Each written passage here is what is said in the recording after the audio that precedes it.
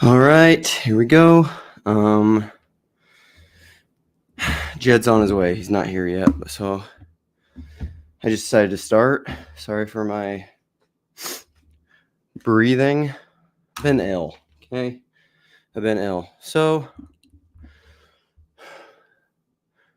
Paul's homeroom this morning, he was talking about the church, orthodoxy, deconstruction, the nuns, and he had this little intro. It was like a 24-minute intro, and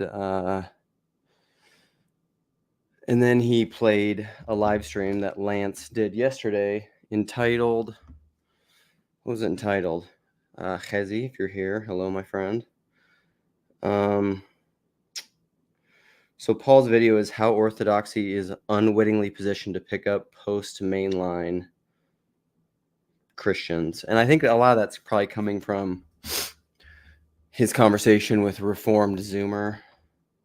Dude, this is how little I'm on YouTube, or Lance Morning, is that I'd never heard of Reformed Zoomer, so I had no idea. But the Paul conversation is, post-mainline. What is it? Post-mainline? What's the name of it? Americans and their meaning crisis. Zach, buenos dias. Lance, buenos dias. So I think this will be a little bit of a continuation. I don't know if when Jed's here, he can remind me. I don't even know where our first conversation was posted. If it was on Grail Country or if it was on Randas United. But we had a conversation a while back that we would have loved to have made into a series. But, life is busy with work and kids and everything else called, I think the video was called The Calvinist to Deconstruction Pipeline. And Jed and I were talking about some of our history in the Reformed world. Jed was like legit PCA, deep in that Reformed world, and I was more young, restless, and Reformed. So we have our own personal experience, and Jed is, he's a good conversation partner, period, especially for somebody like me, because Jed reads a lot, and he's a very smart guy. And so I think he reached out because he's one of those guys I would just love to talk to all the time, and it's just hard to make it all work. So I think he reached out because he had seen one of my Polanyi posts about Polanyi and knowledge, modernist assumptions of knowledge. And you know it, you get it, Science Mike Gunger. I listened to the Deconstructionists for a long time. I don't even know if they're still doing a podcast. Are they? I'm not sure. I have not listened to it forever.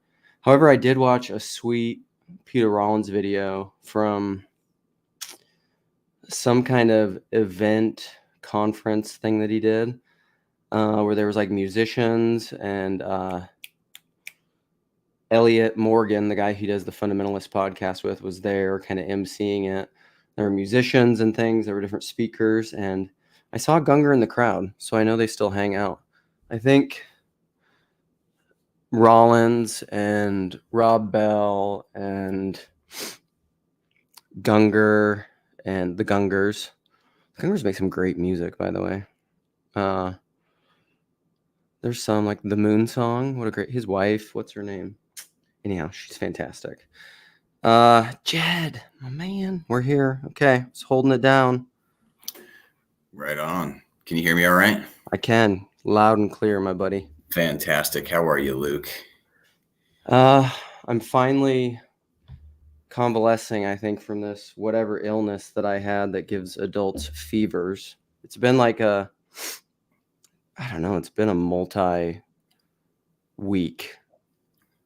illness. It's not been great, but I'm slowly recovering. Now I'm to the point where I can just kind of meathead through, and it's like an excuse to clear my lungs, and I can. It's one of those illnesses that I couldn't just it wasn't just like try harder. It was like out of And commission. just rub some dirt on it. Yeah. So Well, cool. what's your main vision and impetus of this live stream? What I think we should do is just, I don't like to put out the link until we feel sufficiently like we've voiced our ideas. Yeah, I mean, I'm thinking like, I know you had the Polanyi quote that I had responded to.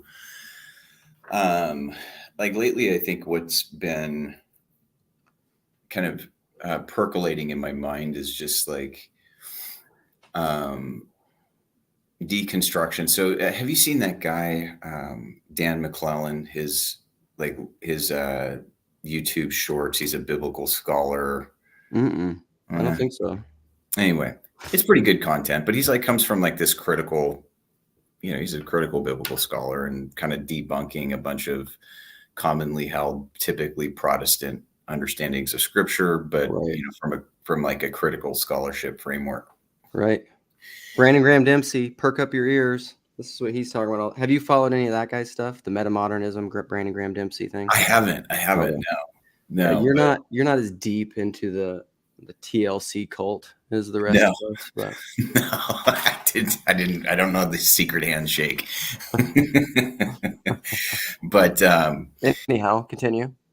Yeah, so I was thinking about like the role that kind of biblical criticism has played back like the last couple hundred years in kind of radically transforming the landscape of especially Protestant belief, right? Because it arises out of kind of these Protestant sensibilities and kind of out of the Enlightenment and certain kind of empirical commitments that the truth can be discovered through this empirical process. Yeah. And, as it turns out, like a lot can be discovered through an empirical process, but truth is not one of them, right? You can discover a lot of like interesting, discrete facts about any given system through a critical method, right? And it can be very helpful, like science and like a scientific method. Empirically, it yields fantastic results that are demonstrable. Like if you want to make a good medicine, there's a process to do that, right? But when you get into these questions of like truth and deeper questions of meaning and how we construct meaning, all of a sudden those tools tend to fall apart, right? They have kind of there's a limitation in terms of their actual sense-making value, right? So if we want to look at like biblical scholarship, so what do you do if you find out that, the Pentateuch wasn't written by Moses, or that there are potentially errors in scripture, or that the synoptic accounts don't entirely line up with John's account of the resurrection in the Bible, right? What do you do with all of this kind of stuff? Or these become defeaters for belief, or do they help you reframe potentially the way you're looking at some of these things? And so those are just some of the ambient things that I've been thinking about and seeing like why, there's this move towards deconstruction to a certain degree, maybe less than a few years ago. It seems like I'm not seeing it as much, but I haven't been as online as much. So maybe I'm ignorant there, but, it's like, well, where is that coming from, and what's driving that? What are the outcomes for people who, in one way or another find themselves leaving Christianity? And, I think that deconstruction piece is kind of, it's like a watershed moment. It either keeps you in the faith or it's your off ramp, Yeah. And so anyway. So in light of kind of the broader TLC conversations that have been happening, so what Paul played on his homeroom video this morning that I just watched was he had a little intro, like a 25-minute intro, and then he played this live stream that Lance did on Grail Country the other day about orthodoxy, interest in orthodoxy, people converting to orthodoxy, because on YouTube and online there's a huge move that way, and a lot of it has to do with this post Jordan Peterson phenomenon, like all these Russell Brand converting to Christianity, like all that kind of phenomenon, Ali Hershey Ali, and Tom Holland, Christian atheists, all that stuff.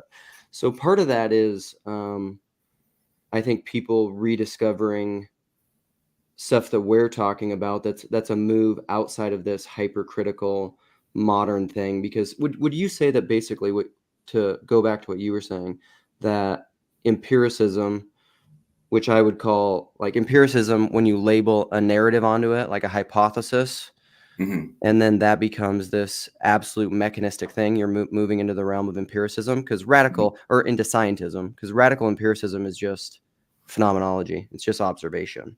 Right. It's not, there's not even a narrative attached to it necessarily. You But when you attach a narrative to it, it becomes this scientific thing that's provable, disprovable. And I think there's a utility in proving systems through testing that gets desired results. So it's almost utilitarian in the sense that you're getting what you think that you want, but it never, science is never going to get you what you need. It's kind of like that. I don't know. I like Alan Moore has a great quote on art, I suppose, where he talks about grammar and magic and spelling, and that everything is really grammar, and culture arises from cult and all these things. And he says the job of the artist isn't to give people what they want, it's to give them what they need. And so that's almost the difference with science. I see science as fundamentally kind of egoic and rooted in the will. It's trying to, it has power to get to express your will in the world and give you what you want. It's just whether or not your will and what you want is giving you what you need, which is a different realm of truth. That's probably more the realm of truth. Yeah. And I think that that's like, you know, how do you ascertain, how do you come to a, you know, a vision of the truth, right? And I think that there's, like, for me, biblical scholarship, critical scholarship has been actually helpful for me. Like, and not in a way, like there's been like a, an element of liberation to understand a little bit of how the text is composed, maybe some of the problems that are latent in the text itself as you're reading it at the literal level, like this doesn't match with that, and you know, whatever those may be. I think what it liberated me to do. Now, fortunately, when I was kind of in that phase of what maybe some would call a deconstruction, I was reading Origin, you know, and so it was, I think there was something more compelling about his overall approach that lended weight toward that spiritual reading of scripture. And I'm like, oh, like critical scholarship in some senses emancipates us from needing to have the text literally say everything we want it to say. Right. And it gave me maybe some insight into, you know, I'm still Protestant, so I'm not one of those guys that's going to convert to, you know, Catholicism or Orthodoxy, but made me realize like a lot of what we see in the deconstruction movement is just a deeply Protestant impulse collapsing upon itself, kind of like a wave is finally crested and it's breaking. Right. It's just, it's thoroughly Protestant in its orientation. Realizing like, well, maybe you can go back and interrogate some of the roots of what happens using a critical method. Fine. What happened in history? How did we get here? But then you have to ask the secondary question that I think a lot of people lack the tools, because we've never been taught, we've never been trained in other kinds of methods of thinking and knowing. Right. So, you know, we're going to try to figure this all out in a very cerebral context, not a very contemplative context, not a very prayerful context, right? We're just going to go in and try to figure this out. Is if you've just based your faith upon a relationship with a discrete set of facts, so that so long as they all line up, you can stay in the faith. Like once that begins to crumble a little bit, you're either going to go one direction or the other. Is you're going to just say, fine, this is all BS and I'm out. Or you're going to take a deeper look and you're going to begin to evaluate some of these questions from a different vantage point. Right. And so it's different lensing. Right. And I think when that Polanyi diagram that you showed, like he has like, you know, all these different domains of thought and knowing and understanding. It's like the critical piece is okay if it's contextualized in its own space, if it has its own little domain that it can occupy, but it doesn't overspill its bounds. Right. Yeah. So I think that that's where those methods, it's like, well, they're useful, but when in our, you know, in our kind of our modern rationalistic world, that kind of post-enlightenment veer towards the empiricism is it's this crass overreaction that basically says, it gives you kind of like this monocled vision of the world, as opposed to a multi-lensed vision, like the mosaic vision you've talked about in the past, right? You need to be working with more than one window open on your computer, right? Right. Yeah. So like, this is that diagram. I don't know. Why don't you dive a little bit into Polanyi and kind of what you're pulling from him? Because I think it's really pertinent to like what we're discussing here. So there are some really great summaries of Polanyi that I've just picked up over the years. So like one of his books is called this Tacit Dimension. And so essentially, like looking at this chart, he'll say things like there are these, I think he has a list. There's either 3 or 4, or at least this is my distillation of it, of modernist assumptions of knowledge. Mm-hmm. And is that it is focal. So like that's that myopic thing. You can just see it and look at it. Knowledge is, or that it's conscious, like it's in your self-awareness. It's conscious to you. And tied with that is that it's articulable, which would be like it's propositional. Essentially, it's something that you can put into words. And that it's exhaustively explicit, I think, is another one of them. Mm-hmm. And so essentially, like that's almost a way to flesh out propositional knowledge and propositional tyranny. I mean, that's kind of like the Vervaeke way of summarizing what you're saying, is that if your faith or your belief is mainly buttressed and held up by this propositional tyranny and thinking that most of your knowledge is propositional, like that's really easy to poke holes in, because you don't really, what Polanyi I think really illustrates is really in line with that McDonald quote that I love. The fact is no man understands anything. It's because, and it's something that Jordan Peterson talks about all the time, is that a lot of your knowledge is, I would say I don't know, I've just thrown around numbers before because that's what I do, but like a huge percentage of your knowledge, probably, I don't even think it's extreme to say like it's over 90%, over 95% isn't articulable. Like, I mean, you could maybe reverse engineer it and figure out how to articulate it, but that's a lot of what it is. A lot of your consciousness, and Peterson illustrates this through like AI vision, is inhibitory. Even human vision is like you're shutting things out, because that's why when you're like tripping on LSD or mushrooms or something, you're getting all this stimulus that's like overwhelming. You can't deal with it. Yeah. And so most of your vision is shutting things out so that you can focus. Yeah. And that's a big part of Polanyi's.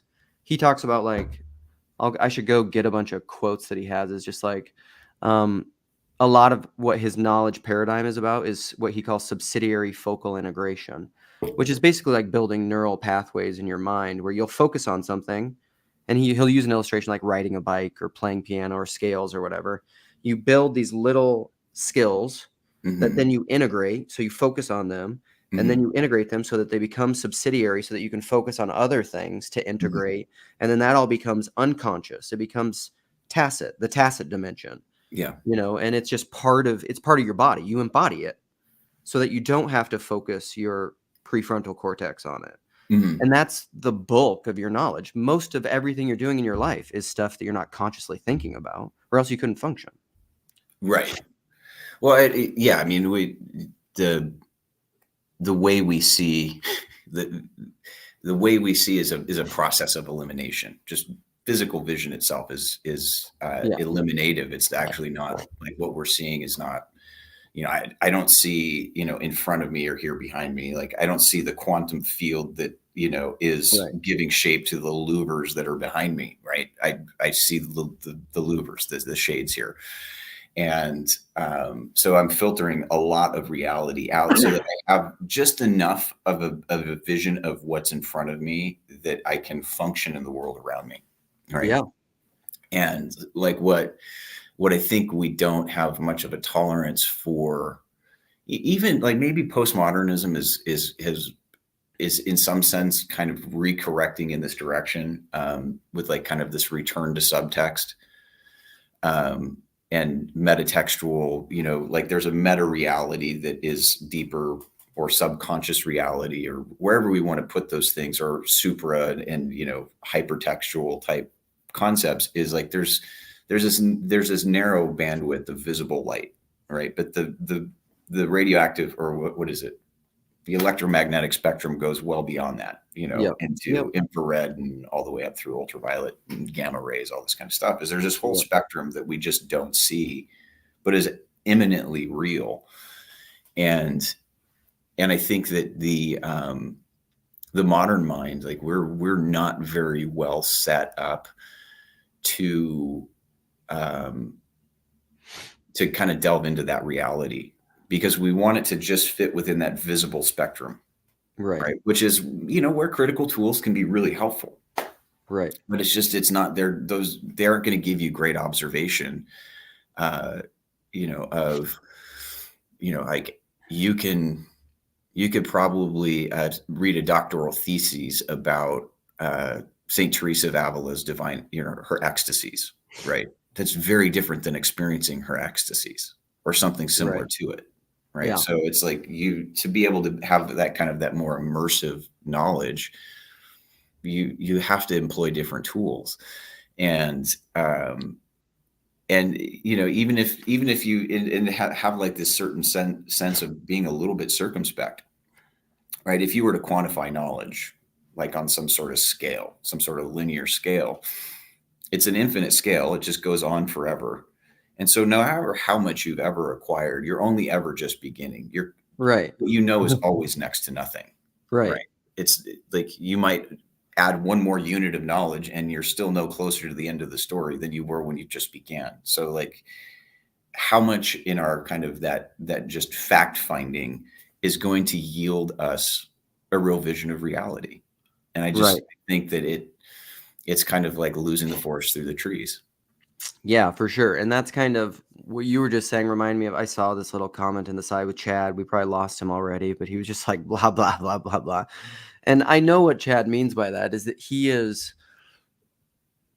I think it's actually related to what we're saying, and we're talking about it technically, but essentially he was mentioning this recently in one of his conversations, I think with Philip Nickerson, but he was saying when he first came into this little corner in this community, he would get very frustrated with all the theology and the thinky-talky and the words, because he's just like, it's none of that can ever convey. It's to the point you just made, the experience that I had when I experienced God. Like it's that experience is almost like it's like this endless sea of knowledge is contained within that experience, because it's an icon and you could talk about it forever. Like what's that? Yeah. There's some great, you probably know this poem or hymn. It's like we used to sing it all the time. Like if every drop of water in the ocean ink and the sky a parchment made, you could never like endlessly write about the wonders of God's glory or whatever it is, that kind of thing, which is true. So, I mean, you can say that in a sense that's poetic, but everything needs to have this, all of your knowledge, especially your propositional knowledge, needs to have the ability, the quote that I always say with Polanyi, which I first read I first saw it in a tweet. Like I think Joshua Ryan Butler tweeted it because it was coming from Tim Keller's upcoming book, The Reason for God, but he had this Polanyi tweet in it, which is my first exposure to Polanyi. Okay. And it was, doubt and belief are ultimately equivalent. Doubt relies on a subterranean set of tacit belief in something else. And this is something I bring up all the time because it's a huge part of my journey and my experience out of kind of this propositional tyranny, is because what he's saying is that doubt and belief are an opposite, which is something that Russell Brand actually said in his Jordan Peterson conversation. Like I don't know exactly what I think about this, but Russell Brand said doubt and belief are not opposite. He said he said faith is the opposite of certainty, which I don't know if is completely true, but I like that, because what Polanyi is getting at is to say this was a big thing in my deconstruction conversion process, re-understanding, negotiating my intellectual relationship to my faith was apophatic and cataphatic stuff. So what Polanyi is saying is essentially to not believe this. You've been given a narrative of like, this is what God is, this is what hell is, this is whatever. And another one of my quotes that I love is a statistician, George Bach, said, all models are false, some are useful. So even like when you're saying like these louvers back here, or this whatever, this cup, like that's a name that that hopefully has correspondence to like the fullness of its essence. That's what proper naming does. Right. But like you can always that gets hard really when you're talking about subtle bodies and spiritual things. So what Polanyi is saying is that, sorry, I'll try to sum this up, is that to doubt is just a different kind of belief. Doubt is just apophatic belief. Doubt is just saying not that. Doubt is that. essential to belief. Yeah. Like, and I think that's where people get hung up.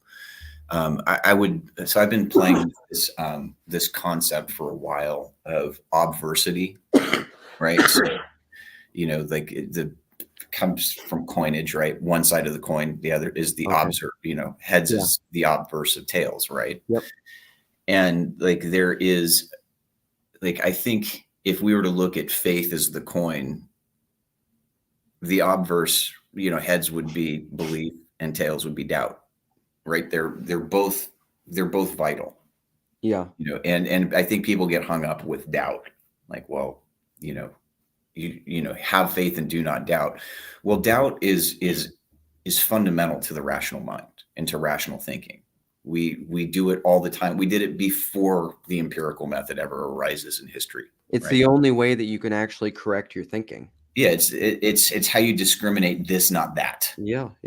Right. And so the doubt is actually absolutely essential to the whole enterprise of faith, and belief is the willingness to extend beyond the doubt itself with like a sense, and that's all it is. You can, I sense that this is correct. I mean, in some sense, that's what faith is there's a sense that's impelling that faith forward. And I think that the doubt piece gets underplayed significantly in terms of like its actual role in the whole enterprise of belief. Right. And so, like a lot of times, like, Christian apologists will get up there and want to give you all kinds of reasons to believe. And it's like, maybe you need some reasons to doubt, right? You need a overall faith that is well tempered by doubt. Yeah. Right? That brings your faith into a kind of a realism, because that rational process, what it's useful for is what we're doing right now.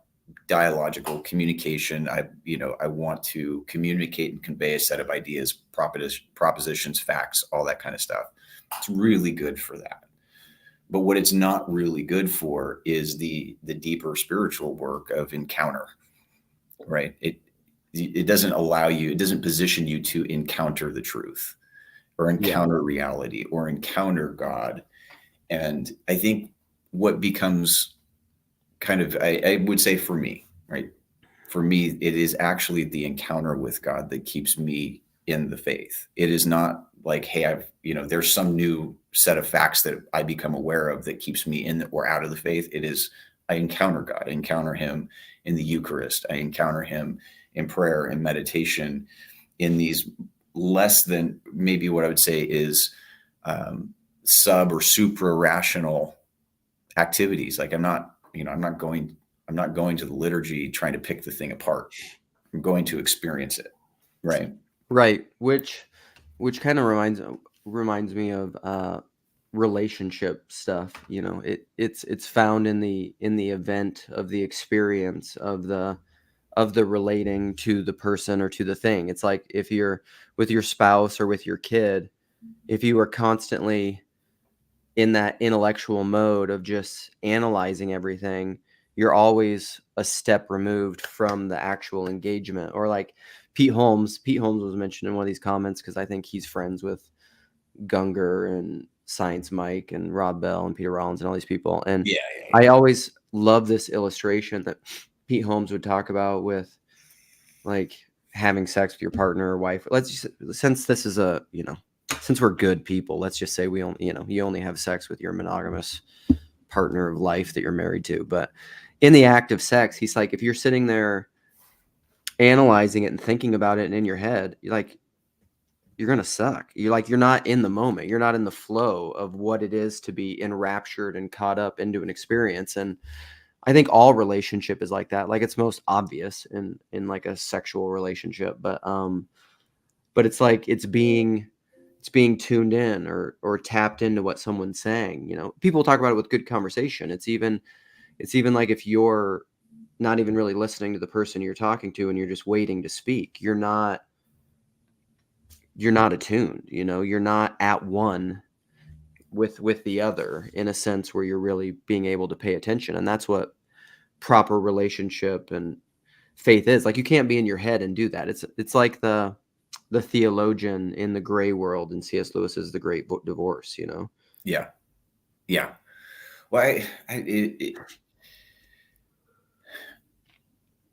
I think that you guys you're more immersed in this little corner than I am. So maybe, and I see some of the comments here. Like, I'm endlessly curious, just because it's not been my experience. I'm endlessly curious where people are, experiencing, because it's very interesting that you will, go to like a reference to Pete Holmes, and then also show up for a 9 a.m. stream. I'm actually in San Diego now, Paul, but I'm going to be up there later this week. My fiance is still up there, so for the time being. But I came back down to paradise. Where was I? The juxtaposition between Pete Holmes and Polanyi and a Jordan Peterson and a Pete Holmes, really far end of the spectrum. That's always been one thing that's been very curious about this little corner, is that you kind of get this spectrum of like who's paying attention to who, so like, explain to me maybe a little bit, because you seem to see value in both, right? A Pete Holmes and a Jordan Peterson. Like, explain that to me, like dive in a little bit. Well, this is interesting, because you are a little bit of the outside of TLC. You're on the periphery. You're definitely in the Grail Country corner, because you're friends with Nate and Sherry and me. And but you don't actively participate with all the other misfits or whatever. This is like, so this Brandon Graham Dempsey guy that I talked about, he's been the new hot girl in the corner recently. So he has this project of metamodernism, and he and Paul had a couple conversations, and then he spoke to this other guy, Christian Baxter, and then he had me on his podcast, and then he just talked to Nate recently, which is fantastic. I would love your opinion on the Nate conversation if you have time to watch it. But he's bringing in these questions of metamodernity, and he has a lot of these questions, but to your point, he's trying to get a feel for the corner and like, what is this? And I think like a lot of people can come into this community and they try to, this is really related to this idea recently. I'm trying to answer your point, but I'm doing it in my circumambulating way. Something I've been thinking about recently is this Peugeot comment, what he was giving at this Ralston talk on iconography. And he was talking about iconography, but in there he had this little blurb where he said, pride is an excess of identity. Like, it was just this little like pithy axiom. And I was like, man, there's a lot in that. And I really agree with that. And it's almost like, I'm a firm believer in relational ontology. I know you are. And so it's almost like what a person is the unity of all their relationships. Like, that's what I think a person is the thing that is unifying all these different relationships in which they take part in.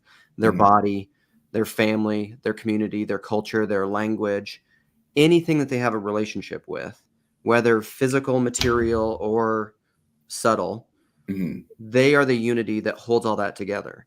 And so, but pride is almost this thing when you take, and this is what identitarianism is, I think, is when you take one aspect of that, and you and you absolutize it and make it like all of your identity, if you lose that, like I lose who I am, which is related to deconstruction, actually.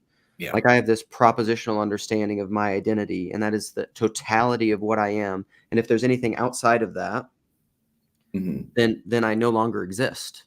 Like I cease to be. My identity collapses. That's what I think that's what deconstruction is. And I would argue, as a mystical Christian, that perhaps if we could think of labels and identity as icons and understand Christian for what it really is, as being an icon, Christian is maybe the one label that can't do that, because it is infinitely particular. So it is it is saying like I am a Christian, but it's very Jordan Daniel Wood, the identity of identity and non-identity. It can't collapse into that pride thing, because it also includes the non-identity. Right. And Christianity is that one thing. So to answer your question, the corner is weird. And like someone like me will go to Pete Holmes, and then I'll go to Polanyi, and I'll talk about Tim Keller, and I'll talk about John Piper, and I'll talk about David Bentley Hart. And you're just like, what is the identity? Because I would argue we live in this identitarian world where it's this pride as your, like, what are you? I'm trying to figure you out. Like, are you in this camp, this camp, this? And I'm just like, I see Christ in all of it. So like, there's not, it's really hard to pin me down to some kind of pride culture war camp, because I think Christ plays in 10,000 places, you know?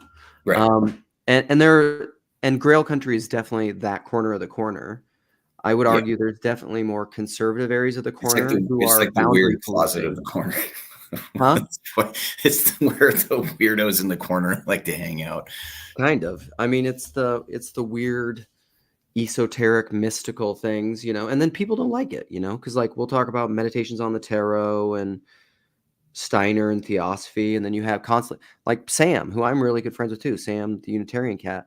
Like that's where he and Anselman love, like they get on board, because they're theosophy and anthroposophy is satanic. Well, okay, but I say Christ plays an antichrist, so I'm not even worried about it. You know? I understand where some of the aversion to some of the esoteric type stuff that we explore at Grail Country comes from. It's totally fine. I know it's not everybody's cup of tea.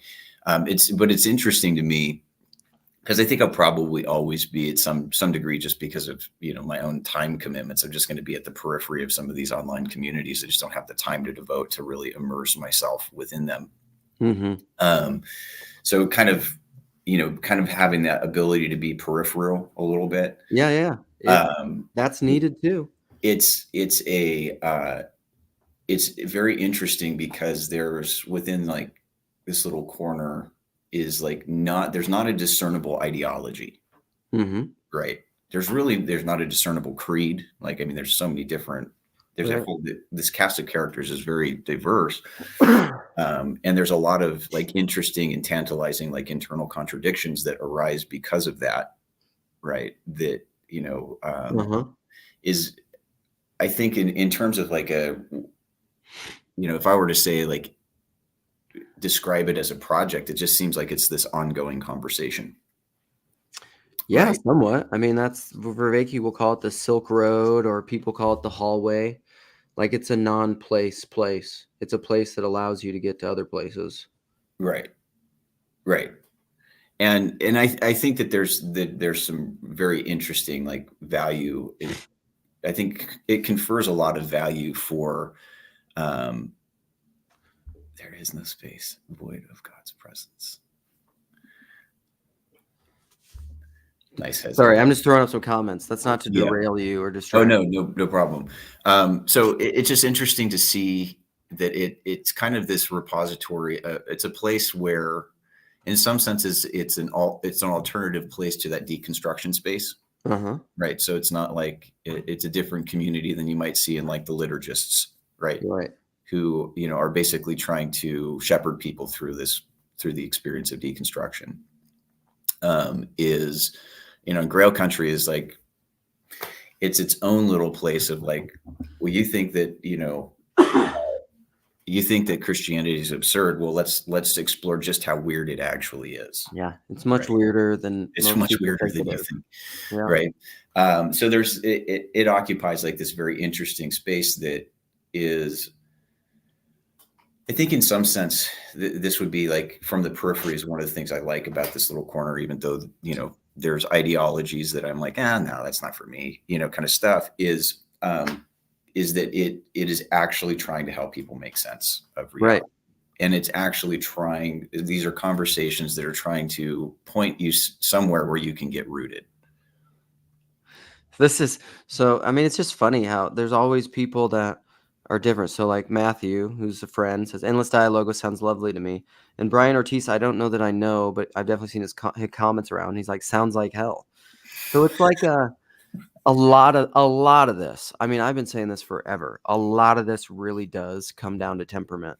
I think most of the divisions that people have, they'll chalk it up because of our propositional tyranny. They'll chalk it up to propositions, or they'll chalk it up to this culture, that culture, whatever reason. But I think a lot of it really has to do uh, with your own personal temperament. And I mean this in like a Jonathan Haidt sense of where you fit on the scale of liberal conservative. So I'm not even saying this politically, although there's overlap. It's liberal. Mhm. If you're really liberal, a place of ambiguity and flux and flow, and where there isn't this excess of identity or kind of like zero sum exclusivism game where you need to get on this side of the line to be okay. Yeah. Because that's what TLC kind of is. It's just like wherever you're at is fine, and we're all just kind of processing together. But like if you're temperamentally conservative, that's going to be way more uncomfortable for you than it is for somebody like me who's not temperamentally conservative. And this has nothing to do with moral values, by the way, Right. because you could be very liberal and have very more conservative moral values. Right. And I think a lot of it comes up to that. And so people argue about the facts or this or that or this culture, or that culture, or this, like this particular religious tradition, which I think is just necessary. It's part of the thing. It's going to come along with it, but I don't get too worked up about it. I don't like getting stuck there, where it's just like everybody needs to be Orthodox or everybody shouldn't be Protestant or whatever. Like we all can have our criticisms about that stuff. Oh yeah. But we need, you got to continue the talk because people are where they are. Yeah. Yeah. No, and I think that's a good thing. And I mean, I had those years, back maybe 5-7 years ago where I just, where I was going to, where I was going to land with respect to a Christian tradition. I knew it was time for a shift away from the Presbyterian tradition that I was in. And, to kind of looking at kind of the available landscape, like I think my Protestant instincts always made Rome a non-starter. I think there was just, like and that deep-seated punk rock problem with authority. Right. That is, temperamentally and generationally mine as a late Gen Xer. You just authority's not. It's not even that I'm anti-authority. It's that I just don't. It's hard to even fathom acknowledging hierarchy at that level. Yeah. Right. And orthodoxy was very interesting. And I probably, in terms of theologically, am probably much more inclined to orthodoxy. But I found that like the being situated, with the Episcopal Church was a good fit, right? Because there are other sensibilities that I needed to. I tend to be more liberal progressive in terms of my social outlook. Right. But there's a liturgically based kind of tradition that kind of allows and embraces that. And it seemed like it was just an easier fit, and remaining within remaining Protestant while being well aware of its deep-seated contradictions. This is a very interesting thing. It's like, well, if I'm really looking for like some deep answer, I'm probably very much not inclined to go to a Protestant source. Right. Yeah, for sure. So it's going to be Dionysus, it's going to be Maximus, it's going to be Gregory of Nyssa. That's where it's going to go. Right. Or that's like Jordan Wood. He's very influenced by the East, but he's Catholic. And And that's fine. I think there's something beautiful about American Protestantism and even American Orthodoxy where that is, you're not gonna, this is the, so like if a person is a multi-unity of relationships, here's a dynamic that has been talked about a lot in the corner though. America's Protestant. Like culturally, the larger culture is Protestant. And so like you're not gonna escape that.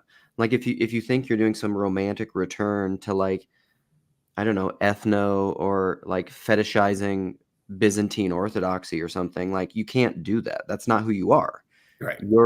As an American, you're an American. So you're going to be culturally like, Protestant. So you're going to, you're going to be like a Protestant Orthodox or something. So Mhm. there's a couple comments I want to get in here just to Sure. to get at a couple points of what we're talking about. So the 70 Faces of TLC. Yeah. Yeah. So Aaron says like, this is the Silk Road or the hallway metaphor or the estuary metaphor. The thing is like you can kind of live in an estuary though. I mean, You can. animals do, right? And so so there's a couple comments that I want to highlight and then talk about. And Nate's here to play, I guess, too. Nate, you can come in whenever you want. This is your show, anyhow. No, Hey, what's going on, dude? So I just saw I saw it was you guys, and I had to come, and it was like I still have like 25 minutes before work. So okay, so let me highlight a few comments, and then you can say what you think.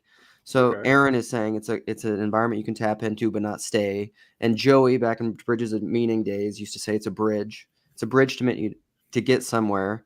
And Brian says, well, the purpose of Dialogos is not itself, so endless Dialogos sounds like hell. What I would say to those comments is that Actually, and I want to get to Brian's because I really strongly disagree with that one. Well, that resonates deeply with me. So what I would say to that, I know you guys are going to have thought. What I think is that no because Dialogos is simply the structure of reality, and if you there's to me like logos in the sense how would be an endless monologue where there's never where you're just like, you know, you actually are just really just a pure monadic self, and you have everything that you'd ever desired. I mean, that would be hell. Which doesn't even make sense to me. Like I can't make sense of that. The monadic self that has so in that case, then there could never be an end to Dialogos, or there's or you have like, or there's an end to reality. Yeah. Well, without like trying to like, I don't necessarily disagree with anything you said there, Nate, but like to Brian's point, like there is a sense where endless dialogue to me, like, and I love to talk. I mean, right. I join in these conversations, so I'm not anti-dialogue, but I think that I have like a critical threshold where at that point, it's just like, okay, we're just talking now. Yeah. If it's only talking. And it's only talking. And I think that there is, and this has been kind of broadly speaking, more of a movement in my own life is to be less online and more in life. Right. Yep. Because it's like, I've got to occupy that space. And where the dialogue helps is it maybe, you know, somebody will say something brilliant that's really insightful that will inspire me to go learn something more. Or, you know, it is good. Like the dialogue is the good. But it, you know, it's like I need to have that active life as well, you know, and you can put, you know, all kinds of labels on whatever that's going to look like. But that active life, that piece is also important. And I could see how like the endless dialogue could become kind of, getting sexy with dialogue. Well, I think that's to your point, though. What I mean by that is like, and what Aaron was saying is very true. Dialogos just means across the logos, not just endless dialogue. Or through. That's not what Dialogos is. Right. Dialogos. No, I get it. I'm not invalidating the point, but I can see, I think where Brian's coming from there, where it's like there is a sense where, you know, just I get what he's saying. It's like I get what he's saying, but the thing is like, but we're talking about Dialogos and he's talking about dialogue, and they're not the same thing. Yes. And there should be an end to. You can be engaged in Dialogos without talking. Yeah, for sure. In fact, some of the deepest ways in which you can be in participation with and acting through the logos do not involve you talking. When we meet sometime, I'll just stare into your eyes, and it'll be Dialogos all day. Well, that certainly is one of the ways, for sure. I'm gonna throw out the link. Is that cool? In case one of these guys want to come in and yell at us on screen, fine with me, or agree with us. Sure. And I've got about 20 more minutes, and I got to jump into my work day here. But perfect. I like what Hezi said. You see what Hezi said? That's perfect. This Jews required embodied action, but also never-ending study via dialogue and rumination. Yeah, I love that. I mean, that's midrash, right? That's also the spirit of the monastic ora et labora that Tomberg is fond of repeating often. Yeah, that's really resonant. I think what Hesi's saying there is kind of more of what in a much more elegant way of describing what I was trying to get at, is like there's a counterbalance of the active life that I think has just become more important for me. Yeah. I have not seen this. What? Tarantino or Kevin Smith film that dialogue is not the same as Dialogos? I don't know what that is. Oh, talking about the dialogue of Tarantino and Kevin Smith's dialogue. Oh, is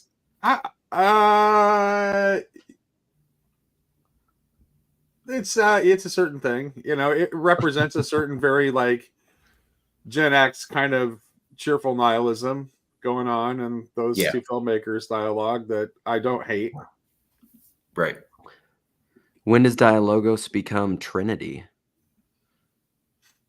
When does Dialogos become Trinity? I think it is. I think it is inherently. By the way, I'm seeing some comments from Jeremy about Zero that I'm loving. I've been stuck on Zero for about 2 years. Okay. Aaron, welcome. Add your wisdom or your levity, your gravity. Bring whatever you want to bring.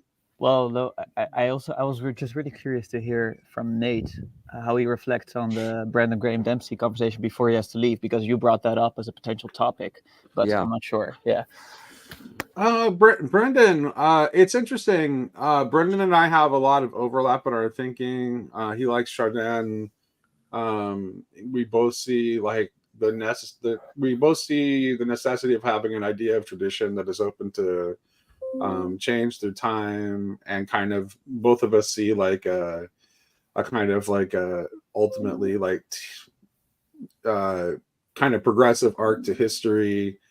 Where I think we're in conflict is that I see him privileging the tools of modernity over other views in a way that I don't think is warranted.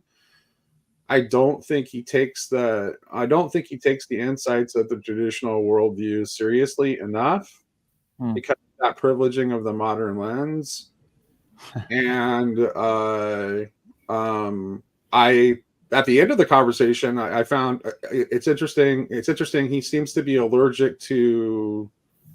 He wants to talk about a metamodern Christianity, but he seems to be allergic to Christian language, even when it's coming from a Christian as absolutely broad-minded and not narrow as me. Like he's wanting to police my use of Christian language to talk about things, which I thought was like just strange. It's like, well, I wouldn't stop a Jewish person from using Jewish language to talk about complex theological ideas because that's the language they're familiar with, and I wouldn't do that to a Buddhist. Like, why are you as a Christian? It's like, why are you as a Christian wanting to police the use of Christian language? Especially if the language that's most readily understood by people who come from a Christian culture. It's like, if you're going to try to talk about something as complicated as like, you know, the mystery of divine humanity, the mystery of Christ in you, it's like, we're not going to understand that better through some set of language that is not the Christian language about it. Well, like you can say, I'm perfectly happy with you saying that there are other sets of language that are talking about the same concept, and because that's fine. We can have that conversation. You can show me where it is, but don't try to stop me from using Christian language to talk about it. It's interesting because I kind of like took a different angle on the conversation. That like I'm gonna be talking to him next week with my dad as well, because my dad is a theologian and Right. he is like very much into the historical critical mode, but obviously stayed a very devotional Christian. So when he listens to Brandon, he's kind of like, it's interesting, but he kind of stays at the 101 level on the modern stuff. It's like you can do so much more with all this material that actually points you into so many more interesting directions. So I would actually be inclined to ask the question, where is the modern? Because like we're all like saying to him, like, you know, you're staying in the modern, but in some sense, like you can hear his aim is to move through the modern, to get beyond the modern. But the question is he really actually using the modern that well? Like if you really stay with he's using the modern in a way that there's a particular mode in which he's using the modern. He's using the modern in a way that is trying to at least like pay homage to the critique of postmodernism. So he does realize that there are some limits on the modern lens, but ultimately when it comes to like him deciding what's true, he's privileging the modern lens, which is why he can't bring himself to believe in miracles.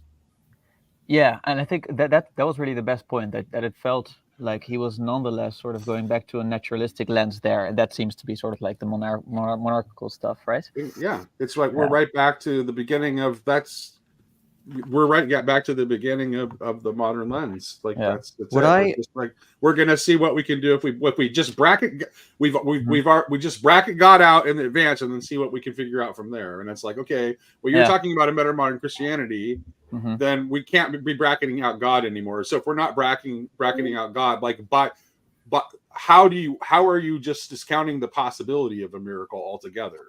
If we're not bracketing out God anymore and we're allowing God to enter into the conversation again, how are miracles not so? Now there are still all kinds of interesting discussions we can have about miracles and what miracles mean, and how like the ordinary is very miraculous, like lots and lots of conversations. But certainly, like when a credible person says that a miracle has happened to them, we can't just say you're deluded. Yeah, well, I think he approvingly like cited the St. Augustine quote, like, you know, miracles are not against nature, but against our understanding of nature. So I think he has like some openness to that idea. And Luke, I was actually also curious because like it seemed like he agreed that the position you were at is like at some point you don't care so much, like you care more about the practical stuff. He actually wants to get there too. So do you think that he wants to get to the same point that you're at, or do you think he wants to go somewhere else entirely? I mean, I don't know. I don't.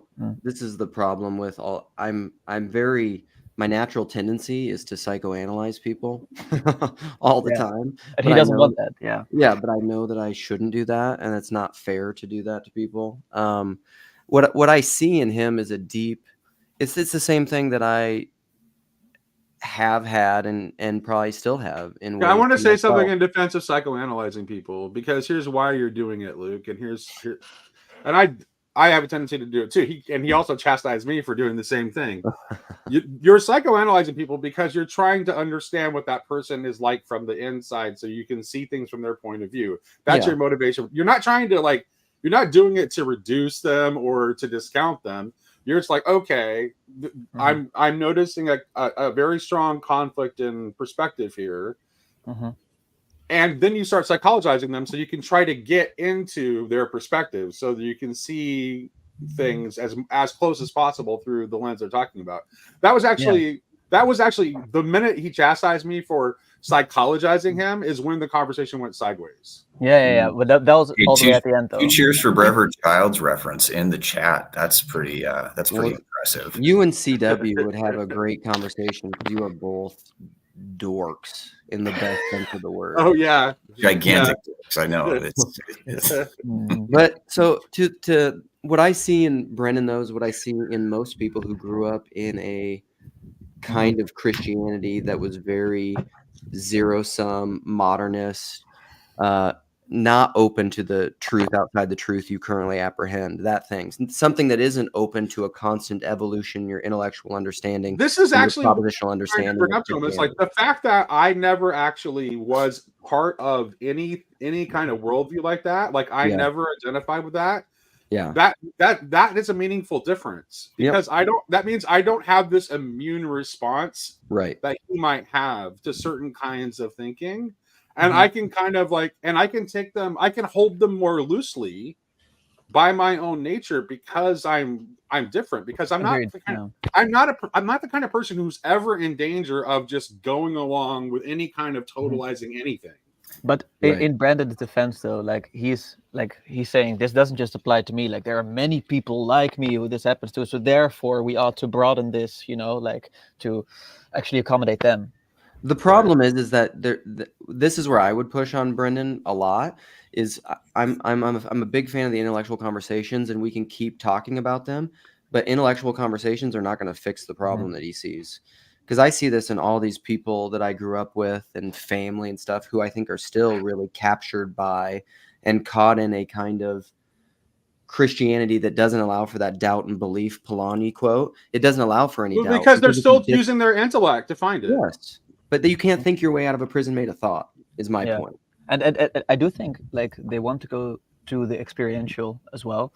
Like I had a conversation with Raymond Pascal, and they mentioned like, he kind of took like this position. He was kind of like, yeah, well, people will hear this language and they'll be like, that's not religion as I know it. And I think the examples that Raymond Pascal gave was like, well, but it helps me account for my psychedelic experience. Yeah. And also it gives some depth to a situation when, for instance, a relative has cancer and passes away. But I'm like, okay, that's really good. Like that's valuable. But then, what about, for instance, volunteering and just like day-to-day stuff, how does that inform like your understanding there? That's kind of what he's doing some of that stuff. I mean, his whole resort center, I think, and permaculture and gardening and farming. No, I'm not saying he is not doing it. I'm just saying like, I just don't see how that really, I don't know, scopes up, if that makes sense, right?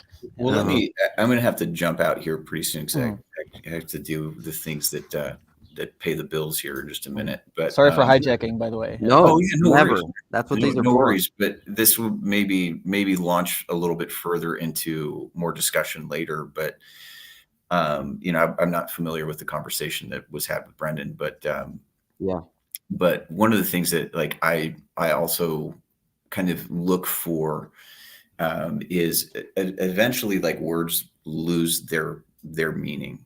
Right. So we use them so much that we use them into obscurity and we don't know what they mean anymore. So one example would be like from my Protestant tradition is justification.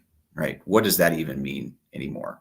Like, because I come out of a Presbyterian tradition, so we're very insistent on this idea of justification by faith. But what does that actually mean? And I think in some senses it's like outside of like kind of the sloganeering, we lose touch with where that's rooted, where that language actually comes from. The ground. But the problem is in seeking new terminology, which I do, and I find a lot of analogous concepts in the Dharmic tradition. So I've very much been studying and weaving in meditative forms from Buddhism and Hindu traditions in my own practice, right?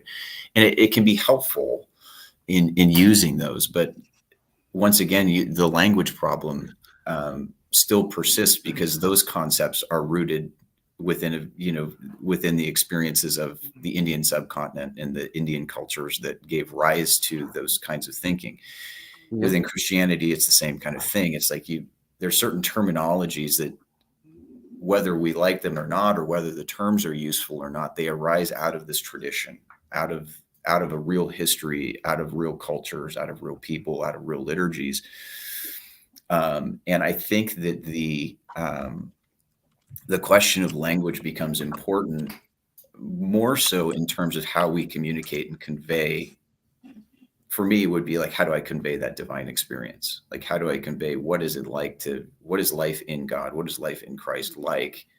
And I'm going to use basically in a very utilitarian sense, whatever term I can to try to convey what is kind of Luke to our point of certain aspects of, let's say, faith itself are just inarticulate. They defy any linguistic description whatsoever. And so we're trying to do kind of like T.S. Eliot will talk about a raid on the inarticulate. That's the whole act of poetry is to try to put into words what cannot be put into words. And so I wonder if sometimes the fatigue that surrounds the use of Christian language and terminology, I think there's a validity to at least the fatigue, right? Yeah, agreed. But now, at the I think same, that there's maybe you've got to kind of be like the long distance runner, being willing to push through that wall and then beyond it. But the fatigue is definitely real, because I think sometimes like Christian terminology simply becomes a set of kind of empty signifiers. We don't know what these things mean anymore. Very often it becomes that, and then that's that pride, because that's when it becomes an empty signifier that you hold on to as your absolute identity. And if you or anyone else leaves that, you've deconstructed and lost the faith or whatever. Come on, no.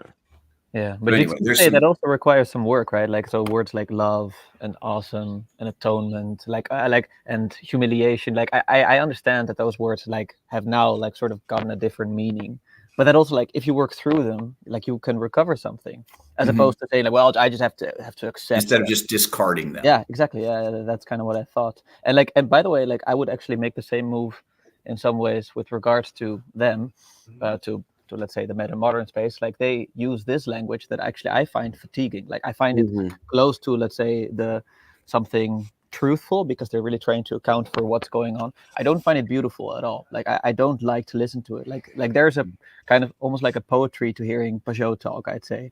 But there's no beauty to what they're doing, in my opinion, even though I do think they're trying to be truthful. Yeah, I very much agree with that. Curiosity. Well, that's one of the reasons I started the conversation, by getting into like the idea that there's no conception of truth that is separate from love, which is where I think we get into ourselves in a lot of. I want to address this. So the historiography was literally invented by Christians to understand the origins of their faith. I think BGD is right to wrestle with its findings. I think, well, let's see here. Well, first of all, modernity was invented by Christians, specifically by the Protestant Reformation. So, and I think that it was, let's put it this: it was an over hasty move that did not adequately integrate what had come before it, because it had, somewhere along the line, it had lost the ability to speak the language of its ancestors, and so there's something that got lost. And I don't really see the application of the academic discipline of history to sacred texts as being a particularly useful thing to do, because you're subjecting the text to a third person point of view for the sake of academic study, and that's not what it's for. Well, that's interesting, because that kind of brings us back full circle to what Luke and I were talking about, specifically with respect to like critical scholarship, biblical criticism, right? And I've kind of cut. Yeah, I have no use for it at all. I actually see, and I do. I have zero interest. I know lots of people I respect, absolutely respect. Like David Bentley Hart, 100% respects it. I have like absolutely no respect for it whatsoever. I just don't see it as. I'm not interested in it. I don't think it does anything useful. I don't care. I think so. I think its utility is actually as a deconstructive tool, right? Because but I didn't have anything to deconstruct. Right. Well, I mean, I look at it more as like recovery and therapy, right? There's more of a therapeutic approach than a deconstructive approach here. But the historical critical methods that arise out of Protestantism, arise out of Christianity, become a mechanism of self-critique, right? That allow us to interrogate our past and the deeply held assumptions that we have about our past. And so one of the things that I would say, like one of the interesting byproducts of the historical critical method would come into, how do we look at the relationship between the Christ of history and the Christ of faith, right? And the thing that is very interesting for me. Yeah, but their problem is that hold on though. Hold on though. Is I think that like what the historical methodologies have done is they have demonstrated to us, I think in a very cogent way, that a lot of Christian claims are simply not falsifiable. The virgin birth is not something we can go back and verify. The resurrection is not something we can go back and verify. Doesn't mean that it didn't happen. Doesn't mean that the virgin birth didn't happen. The incarnation and the two natures of Christ and all these things are really axioms that arise out of our faith. And realistically, I would argue these are arising out of a liturgical experience, right? Yeah, but look at the language it is. But so you're taking it's like you're just privileging the modern lens. It's just like, oh, it's not verifiable, it's not false. Like no one cared about those things before. No one cared about those things. But we built Christendom on the idea of the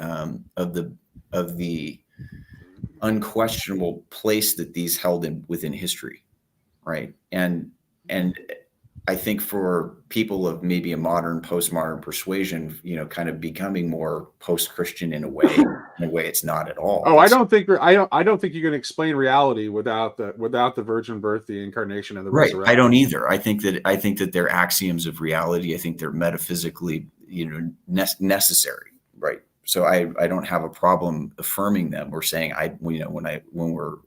Yeah, but I think Brendan does though. And that's what I'm saying. He's privileging the modern lens. He's privileging that lens of like, well, I don't know. I can't give my assent to it because it's not falsifiable and there's not enough evidence for it. Right, and but then we don't give our assent to. He never engages the part of his brain that can begin to see like, oh my goodness, reality doesn't make sense if these things are true. Right, right, and I think that. And I think I probably have a little bit more of a circumspect value on those critical methodologies, not because not. I have to go. It's time for work. Yeah, I got to get going here. I got a jet. I got to leave. Well, it's good seeing you, Nate. Until next time. But no, this is proof that there's a whole lot for me to talk about with Brendan in the future. Like there's we didn't even begin to scratch the surface in that conversation. Right. I want in, Nate. Don't do it without me. All right, we'll see if we can make that happen, Luke. Okay. Oh, I don't want to end stream. I want to leave studio. Okay. Yeah, just leave the old studio. We got to hear from all. But yeah, so I'll just leave it at that. Is I do think that there's a place for these tools. I think that I kind of occupy maybe that space in between the traditionalist belief and the modernist sense of disbelief. I feel pretty comfortable within that liminal space right in between, and just saying I believe, right? Because the what impels me towards belief is something deeper than, as much as I wish I could explain all of it, I can't, right? But I think that having some appreciation for the incredible difficulty at this stage in history for people to surmount reasons to believe is a very real one, and overcoming the language problem, all those kinds of things that can be helpful. But this will go back into a great modern theologians, like for Barth, it was, among others in his kind of his co-religionists were about a theology of encounter. Yeah. And I think that piece there, that's really potentially maybe one of the few or only answers, really the only antidote to the problem of unbelief is actual encounter, which I think that the dialogues can open the space for enough of suspension of disbelief to be open to the idea that God is there to be encountered. Right. And I think that's the mystic in me. The mystic leanings are like, the factual conversations, the critical conversations are interesting and to some degree important to have, but they really can't ultimately confer meaning, because that has to be something that's encountered in a very personal way. Right. Because otherwise it's held at arm's length. So curiosity gun, what do you got? Do you guys hear an echo? No, a little bit, but you're good, man. Oh, okay. I'm not. Like, this is a little surreal. I've listened to you guys a lot, just off and on. I'm also first opportunity to kind of join a live stream because I'm working from home because I'm a little sick during Holy Week of all things. Yeah. About to be received into the Orthodox Church, so it's exciting. Congratulations, man. But I popped in probably way too late to really get a good handle on the conversation. But you guys are talking about the what is it, the modern way of looking at Mm-hmm. the world rather than the medieval way of looking at the world. Excuse me. And those two, I wouldn't say I know enough, but I'm learning, you know, you know, something that I guess I don't hear this idea often enough. You know, when I go to my church and I talk about like the scientific method and certain scientific theories, like you'll find people that are very skeptical of like evolution and the Big Bang theory and such like that. And not that I don't, not that you know, I hope I want to believe in Genesis. You know, I guess I'm in a way I'm still in the Peterson space, right? You know, I want, you know, Lord, I believe, help me with my unbelief, kind of, you know, like that's the space I'm in some sense. And you know, with a whole bunch of things, you know, but when I bring up this idea, for instance, a lot of people use medicine. Okay, a lot of people use medicine, right? And when I talk to somebody that is critical of evolutionary theory, I ask them, so you use Tylenol or any sort of medicine, though that medicine was tested on animals. And they pick specific animals. Like they don't pick crocodiles, they don't pick fish, they pick mice, sometimes chimpanzees, sometimes pigs. Depends on the money. Like there's a bunch of factors that go into that, you know, that they optimize for, right? But they generally pick what we call a mammal. Why is that? You know, like if evolutionary theory doesn't work or is completely bogus, how does that work? How does that produce any sort of meaningful understanding of the world? I'm sure there's like if I were to talk to some of the ortho bros like Jay Dyer or I don't know, Church of the Eternal Logos, right? They might have a response to that. I don't know, but that kind of idea, you know, like that's a, you know, it's sort of unrelated, but in some sense, I don't hear that idea conveyed, and so I can't quite, you know, just throw away the scientific method, throw away the right. Good for you for not. By the way, I think that like I grew up in one of those like young Earth creationist homes, right? So that was, you know, the best homes. Oh man, I can tell you the newsletters I used to read. It's so cool.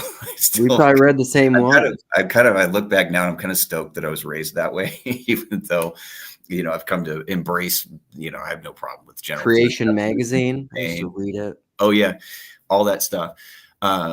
Is I think that like there's kind of like there's this very deceptive either or that both science and religion likes to play with each other that I think is ultimately kind of absurd, right? And like, you know, it's like kind of you have two very different lenses of reality, and the idea of like you need to marry them into one unified lens, I don't think is a great idea. I mean, so you know, on the questions of evolution and Big Bang and the overall trajectory of the universe, I don't think that anybody has ever been better than Teilhard de Chardin. I love his writings. I love his perspective. You know, as a Jesuit, you know, paleontologist, essentially, he comes up with some very fascinating blending of science and theology that I think is really cool. But you know, I think that once again, like that's kind of this overall clash within our modern world of, you know, faith versus science in some sense. And I see it as wholly unnecessary. It doesn't seem to me that the biblical text, Genesis is my favorite book of the Bible. The first 11 chapters are just absolutely enchanting. And, you know, I think about some aspect of it probably every day of my adult life. I'm thinking in the book of Genesis. But what, you know, the less that I demand that it presents itself to me in the language of science, the more I find it enchanting and ultimately true. Right. I mean, it's like, can we go back and, archaeologically locate the Garden of Eden? Probably not. Well, but I think Eden is like an abiding reality of the human experience that its truth can't be denied. Pagot kind of bridges that gap for me in a lot of ways, because like he references St. Maximus the Confessor, and a friend got me this book concerning a lot of his work. Okay.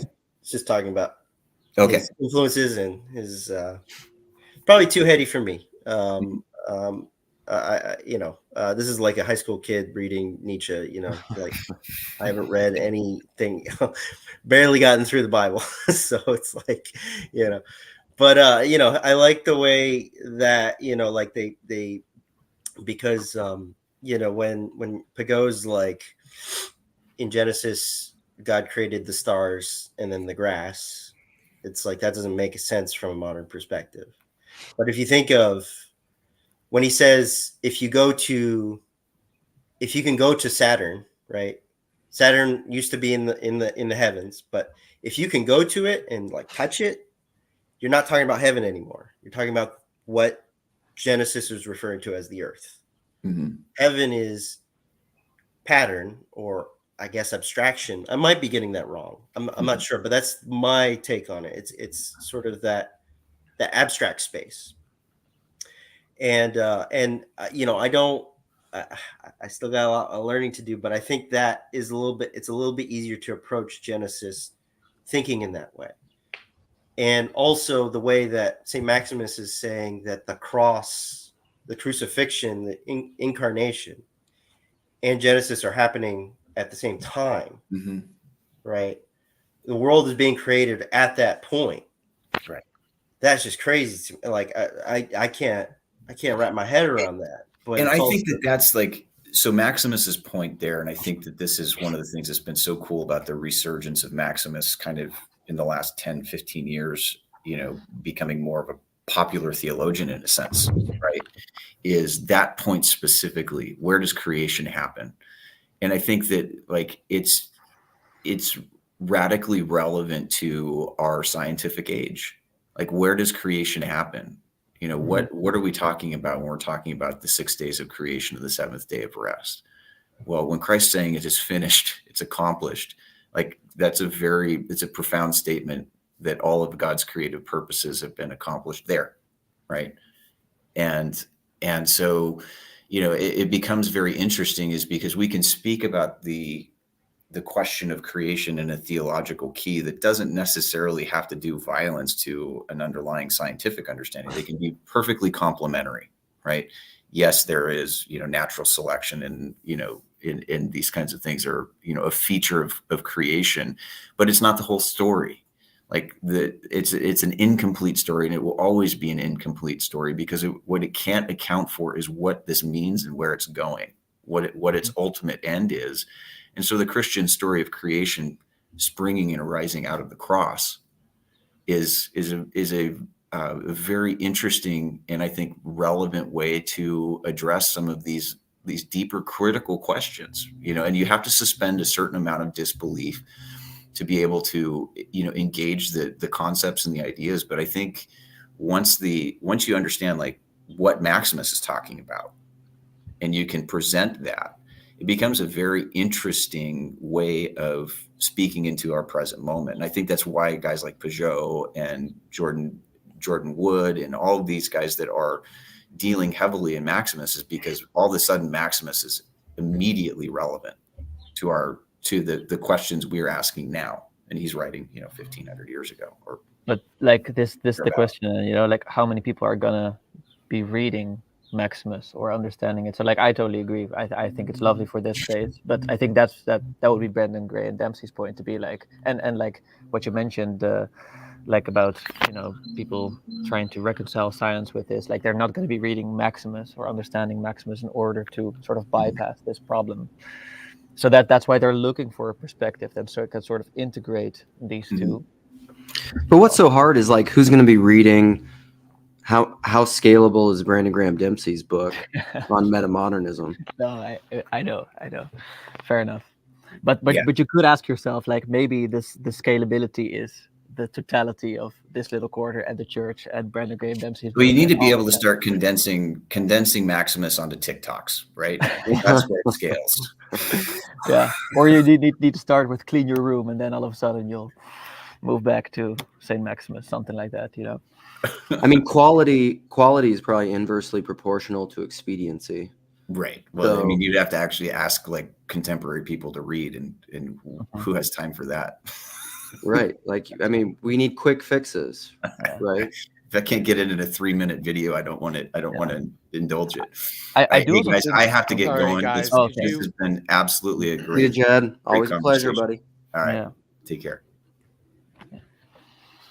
Like just one point to finish up. Like I was actually gonna raise this to Jed because he brought up Teilhard de Chardin, and I was thinking, like, even, you know, like, so that was an illustration for him to say, like, you know, on the higher levels you can sort of like reconcile this, but I know, and that's maybe also then to Brandon's point, I'm not sure yet, is that even within Christianity this is controversial, you know. Like, I think Wolfgang Schmidt calls Teilhard de Chardin the Antichrist, that like he is like so hardcore anti-evolutionism. So I don't know, man, like that stuff still puzzles me. Who said that? Wolfgang Schmidt. Oh, okay.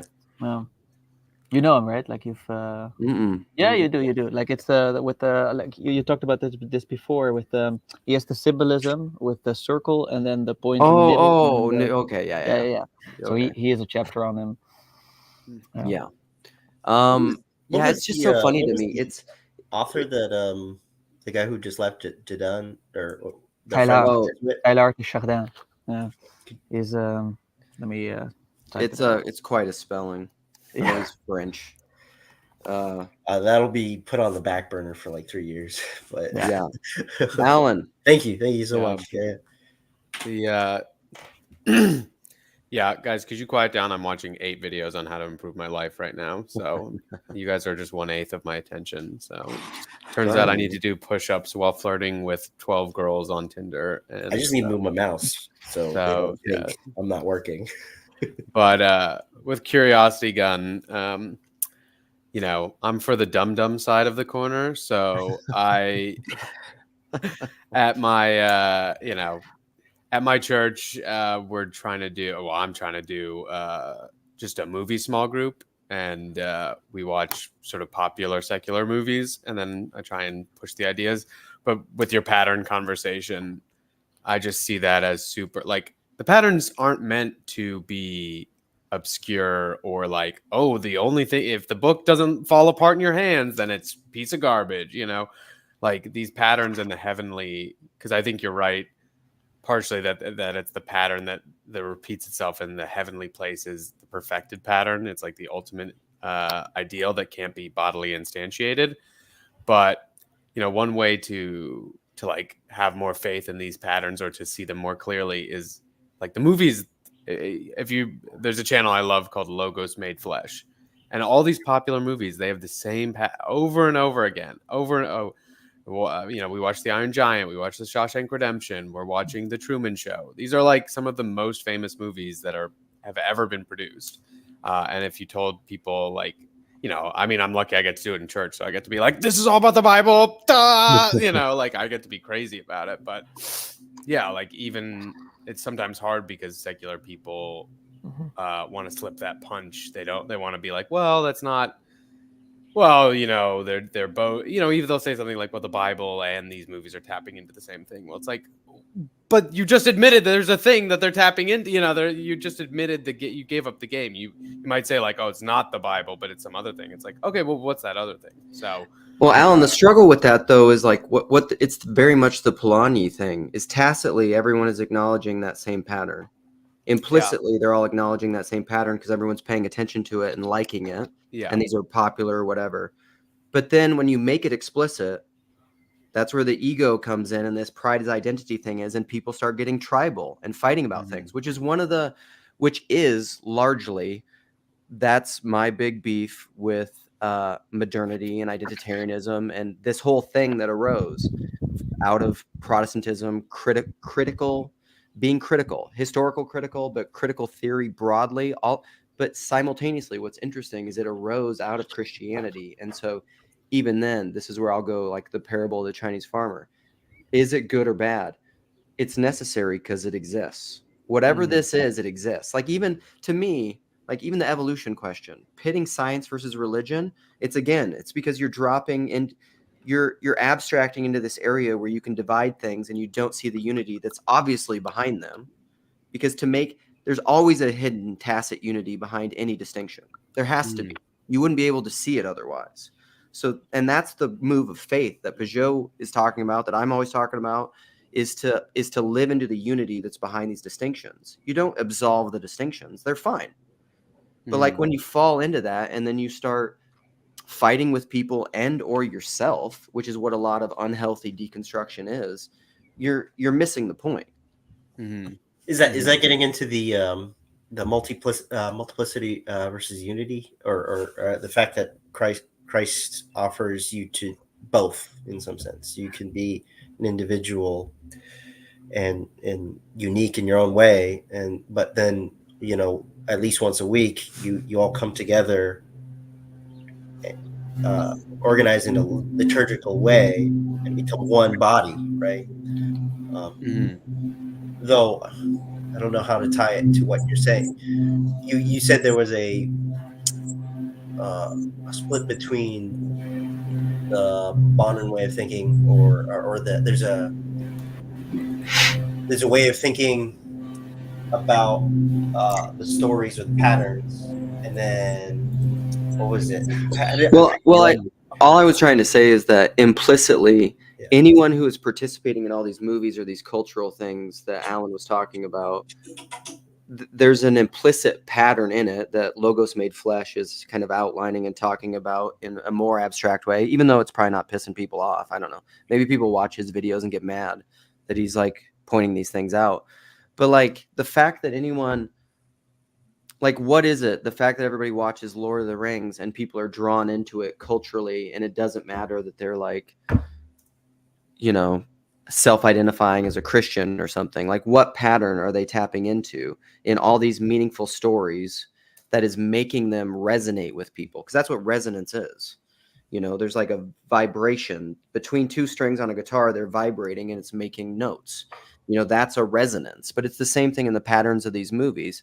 The problem comes in is when you start explicating those patterns and putting names on them, that then people with their self-awareness and their egos and their prefrontal cortex, they start to identify with that or not identify it. And that's where that Peugeot pride piece comes in. Because if they're totalizing pride and identity doesn't match up whatever that explanation of that pattern is, then they're like, I'm either in or I'm out. And then people start fighting about it when they're missing the whole point. But this kind of also where you get the tension with the, let's say, the perennialist attitude, right? Because like it could tap into a pattern that's so deep that it goes even sort of beyond Christianity, right? Like that's kind of like the idea, and you see it in all the world traditions and religions. So where do you draw the boundary then? That's, I guess, the other question. Well, with Christianity, I think this is where Christianity is really hard, is because it's this is a very Maximus idea that Jordan Daniel Wood talks about. It's the identity of identity and non-identity. So like you can't have an excess of pride with Christianity because it always includes the thing that isn't included. That's the whole thing. It even integrates death. Jordan Peterson said this just in passing. I actually want to go back and find it in his conversation with what's his name that just happened yesterday? Russell Brand. Yeah. But he said at the very beginning, they were talking about, it went all over the place, but there was one of those little lines where they were talking about life, and Peterson made some comment, and he's like, it's almost as if the fullness of life has to integrate death. And I was just like, hell yeah, Peterson. That's exactly right. It's kind of funny because I go to a pretty conservative church, and they wouldn't, they're not going to show a lot of movies. There's a huge amount of movies you can't show, so I have to be pretty careful. And I kind of DIY vid-angeled one of the movies by skipping a bunch of scenes. Fingers crossed, he gets mad at me. But the point. So like when you play Showgirls, there's just lots of skipping. Yeah, I'm just like, this is the 20-minute version of Showgirls. Okay, deal with it. But then you can watch all of Game of Thrones in one session if you like. Right. Yeah. It's just the reason I bring that up is I think this has to do with what Luke is saying is once you start to see the patterns, there's so few movies that really break outside of it. Even the movies where the bad guys win. It's like, well, that's just one. You just arbitrarily ended the movie at that point. Like, even if it's like, oh, and everything, you're like, the exception proves the rule almost. Yeah. Exactly, well, just like everything that you're saying, like the guy who's the evil guy crushing all the people underneath him on the throne with the crown. You're like, oh yeah, well, he's just crushing. He's just creating more future Christians. And I'm not saying that that's the intention of the director. I'm saying, well, those people who are being crushed and oppressed, like they will push against the body that they're being forced into right now. They're being forced into the evil kingdom, and eventually you'll have the Aragorn figure, or you'll have the rise of the. So it's just to say that, like, then, like, the problem with like putting edges on it or being like, this is a good Christian movie and this is an evil secular movie. It's like you're putting these boundaries on it, which is why Christian movies suck. Is because they're only allowed to talk about the good parts and they're not allowed to talk about the bad parts. And it's like, that's all part of one whole. And which is why they water down the good parts. Yeah. That's kind of, like I have problems with it, but which I didn't at this when I first started and before I really went into orthodoxy. But Silence, I think by Martin Scorsese. One of my favorites. It shows the humanity of Christians really well, but I don't know if it deconstructs it as well as some people have implied. So you brought it up. I didn't bring up Silence. Go for it. Now I want to talk about it. I tried talking about it with my friends. It always stirs up a bunch of stuff.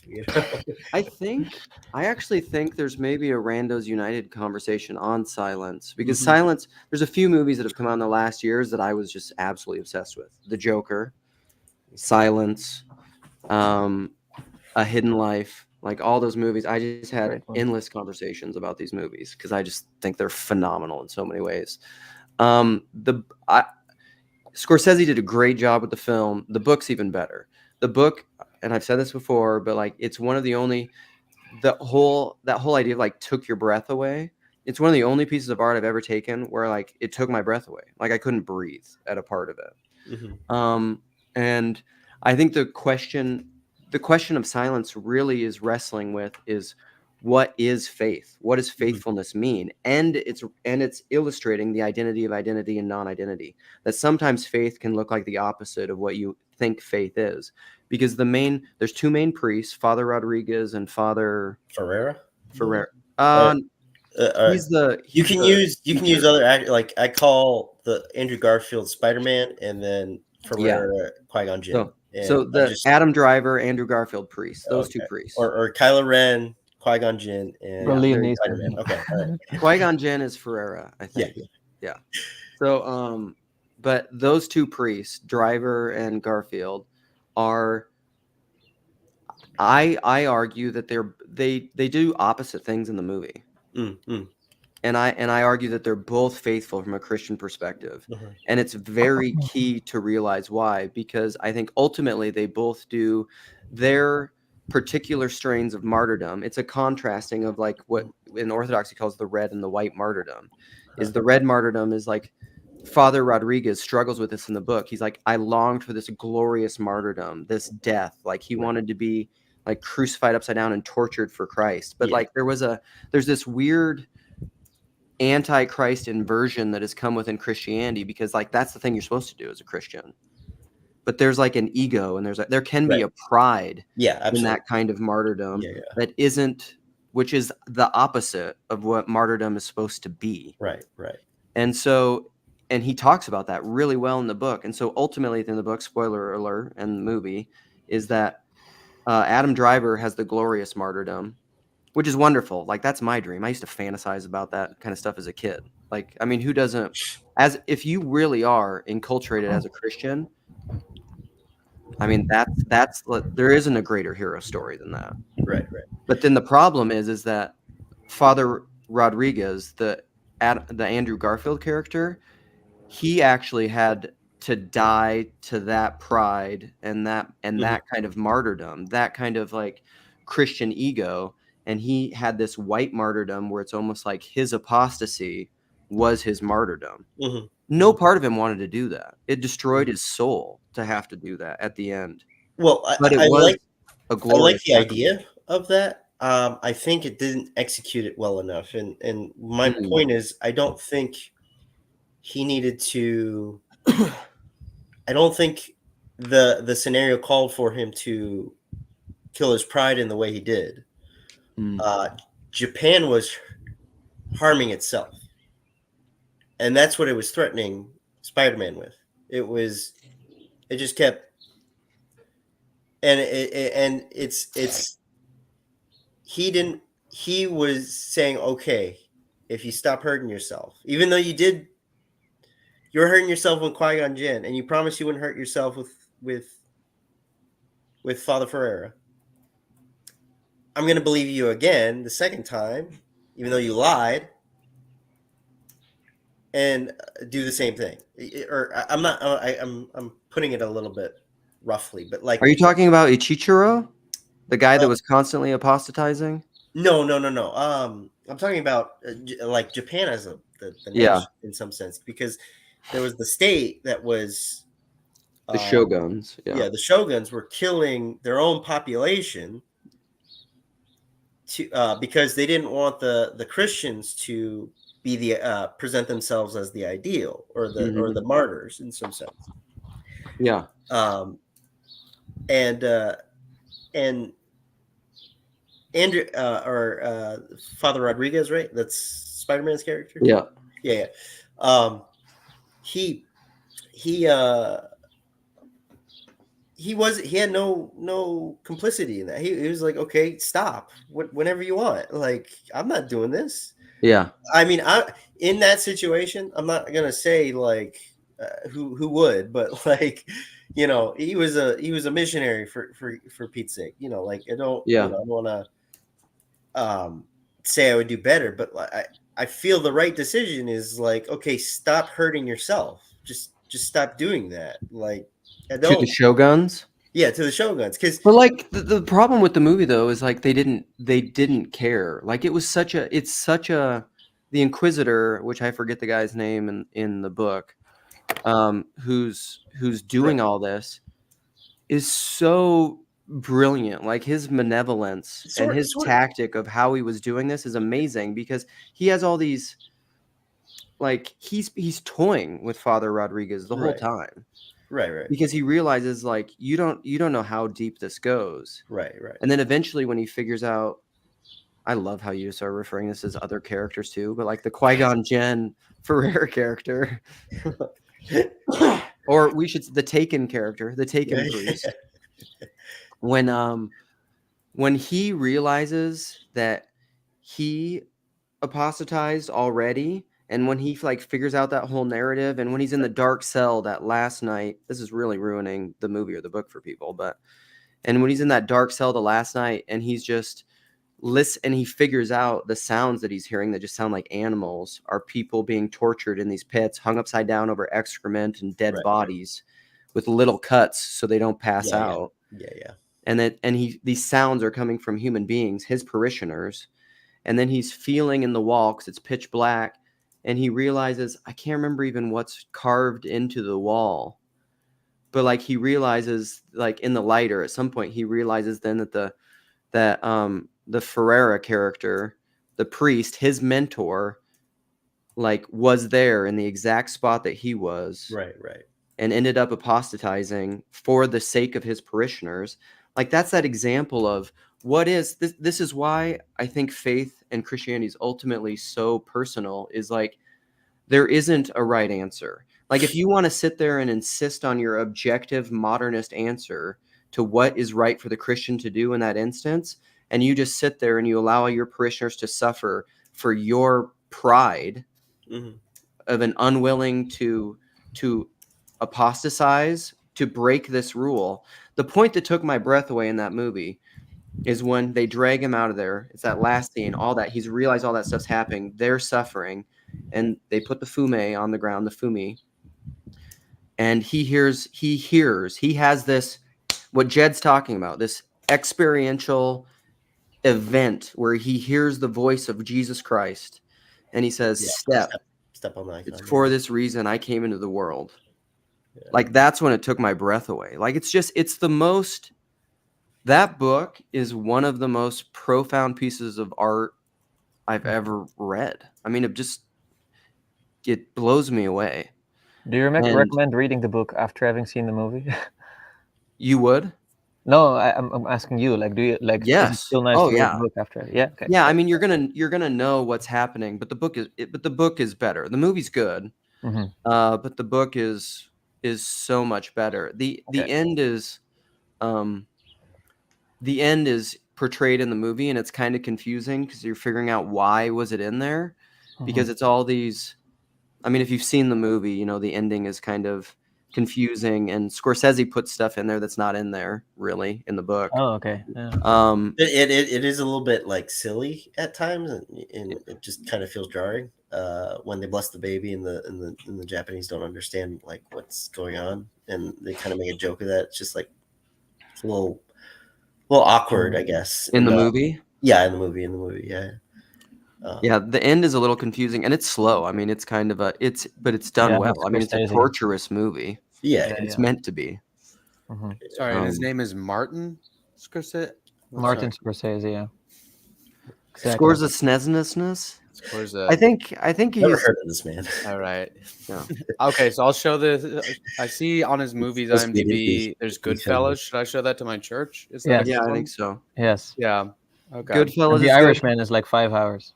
Okay. So he's done some other movies. What's that?